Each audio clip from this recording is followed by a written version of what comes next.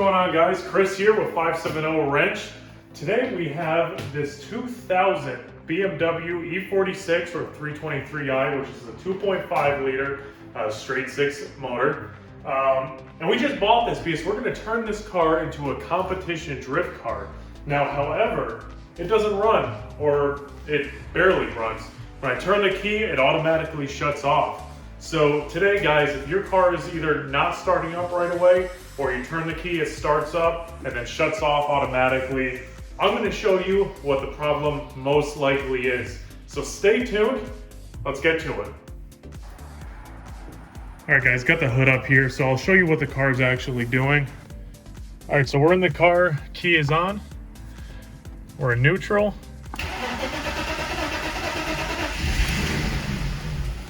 Then it instantly dies. So here's the conclusions that I can draw from this, right?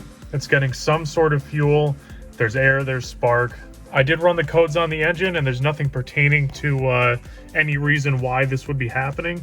So now we want to know, how could we factually check what's going on without just throwing parts at it? So that's what we're gonna do. All right, guys, so step one for you, come over to your engine and look on your fuel rail. Now, most likely this rail is gonna be underneath your valve cover or whatever the big plastic cover that you have on your engine is gonna be. So this is a fuel rail right here. And then on most, if not all vehicles, it's gonna have a little Schrader valve right here, right? So this valve is what is gonna allow you to check what fuel pressure that you're getting to the fuel rail. Now, all you need to check this is a fuel pressure gauge, such as this one. Now, this one I got from Harbor Freight for like 25 bucks, $29, somewhere around there. And it could save you a ton of time, and you're not just guessing, buying stuff, throwing parts at it, right? So here we go. First thing we're gonna do, take the Schrader valve cap off. Now, make sure you do not drop this. Next step is getting a piece of paper or just taking mental notes, but I'll do it on a piece of paper for you guys so you can see it visually. So we have a 2000 BMW 323i. The fuel pressure at the rail per the manufacturer recommendation needs to be, and we're gonna look that up. So what you're gonna do next is go on your phone, go on the computer, look up your recommended fuel pressure at the rail. So I'm gonna look that up right now. Okay, so BMW states that 3.5 bar plus or minus 0.3 at the rail. Now this is equivalent to 50.7 PSI. Now, next thing we're gonna do, we're gonna grab our fuel pressure gauge, but more importantly, the kit comes with these little connectors. So we're gonna take that big connector out because that's gonna be the one that fits most vehicles, such as this BMW right here. So here it is. It's gonna walk on over. You can hand tighten this, or you can get a little wrench and tighten as needed. Okay, and then just snug it down, just enough. Perfect. All right, so next step, now that the connector is on, we're gonna take the fuel gauge, bring it on over, screw it on to the connecting piece.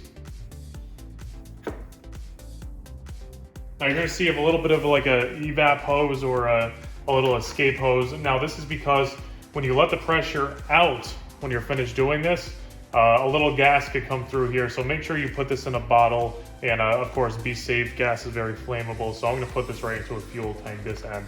So as you can see, I have it running to a fuel tank. Okay, everything's connected, good to go. So we're gonna hop in the car.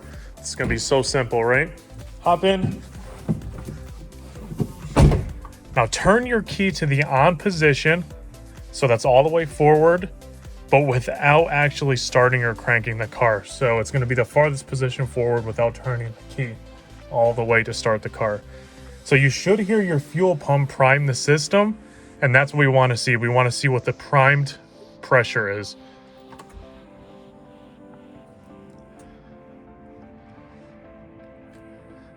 Okay, let's check it out. Okay, so our primed fuel pressure is